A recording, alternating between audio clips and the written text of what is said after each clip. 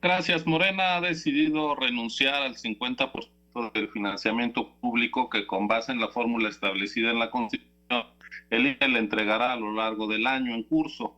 Hoy Morena sigue la ruta legal que desde 2017, a propósito de los sismos, determinó el INE para que los partidos renunciaran a parte de las administraciones que les correspondían y esos recursos fueran entregados por la autoridad a la Secretaría de la Federación.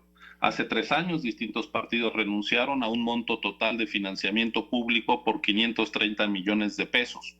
El partido que más aportó aquella vez fue el que estaba entonces en el gobierno, el PRI, con 258.6 millones, luego Acción Nacional con 200 millones, Movimiento Ciudadano con 51 millones, El Verde con 10 millones y medio y finalmente Encuentro Social con 10.2 millones de pesos. Los demás institutos políticos decidieron, y tenían todo el derecho de hacerlo, no renunciar a su financiamiento público. Hoy tenemos una solicitud partidista similar para dejar de recibir un porcentaje del financiamiento y el INE sigue el mismo camino que fijó hace 3 años.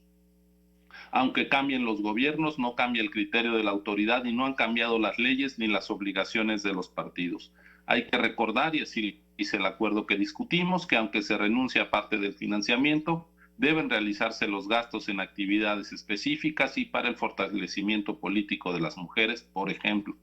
Es de reconocerse que Morena se apegue a la ruta legal. No se están creando fideicomisos para hacer donativos, ni se destina directamente el financiamiento del partido, sea público o privado, a otorgar apoyos, pues en nuestra legislación esos actos, proviniendo de fuerzas políticas, se traducen en dádivas. Qué bueno que nuestra legislación expresamente prohíba la entrega de ayudas a la población necesitada por parte de los actores políticos. La contienda electoral y la vida partidista no pueden ser una suerte de subasta de reparto de apoyos para congraciarse con el posible electorado en un país con tanta desigualdad y tantas carencias materiales.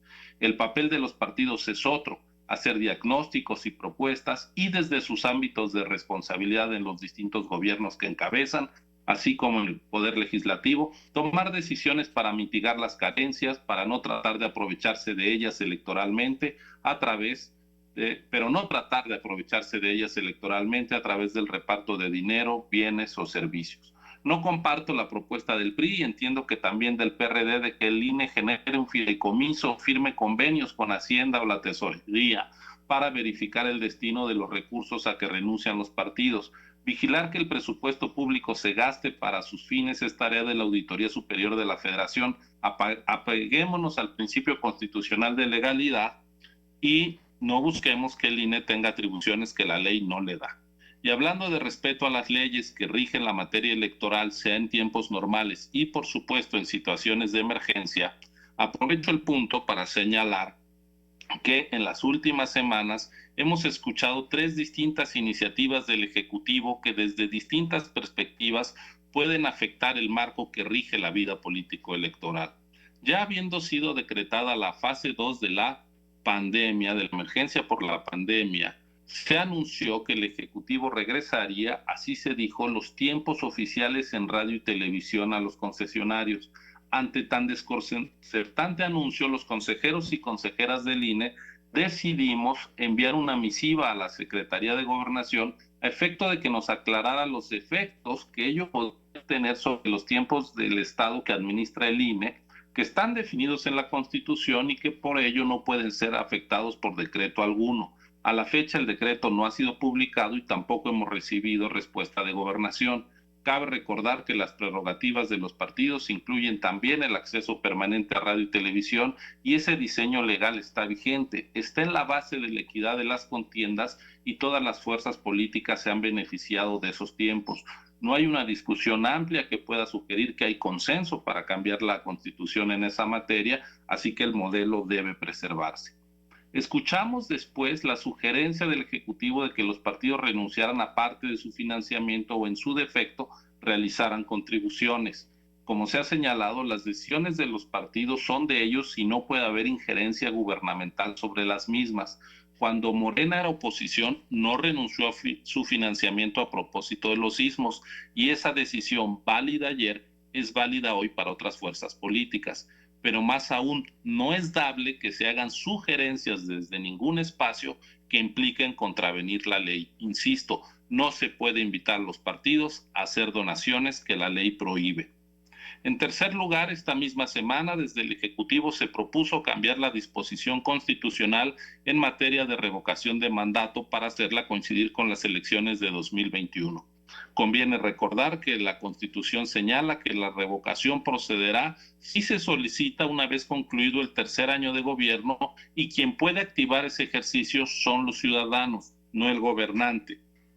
Y es claro que la revocación no puede mezclarse con las campañas políticas, pues como dicta el artículo 134 constitucional, los gobernantes y servidores públicos no deben incidir en las preferencias electorales de la población.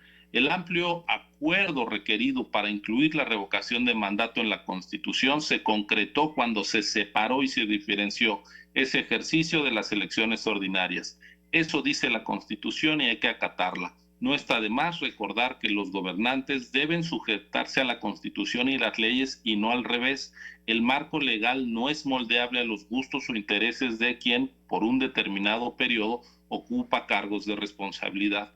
En este momento de crisis sanitaria y recesión económica, es deseable que las energías del Estado democrático se dediquen íntegramente a cuidar la salud de la población y a mitigar la destrucción de empleo e ingresos que la parálisis de la economía supone. No son tiempos, creo, de adelantar contiendas políticas que necesariamente implican confrontación. Tampoco debe tomarse la emergencia, sería lamentable, como pretexto o cortina de humo para afectar las reglas del juego democrático que han demostrado durante más de 2 décadas su valía: financiamiento público transparente y repartido con reglas claras, equidad en el acceso a radio y televisión y exclusión de los gobernantes de las campañas electorales. Hoy se requiere altura de miras, una política de Estado no partidista frente a la crisis. Es la hora de la política con mayúsculas. El INE, con discreción y firmeza, vigilará en todo momento que el marco constitucional y legal en materia electoral se respete, cumpliendo así con nuestra autonomía constitucional. Gracias. Gracias, consejero Muralla.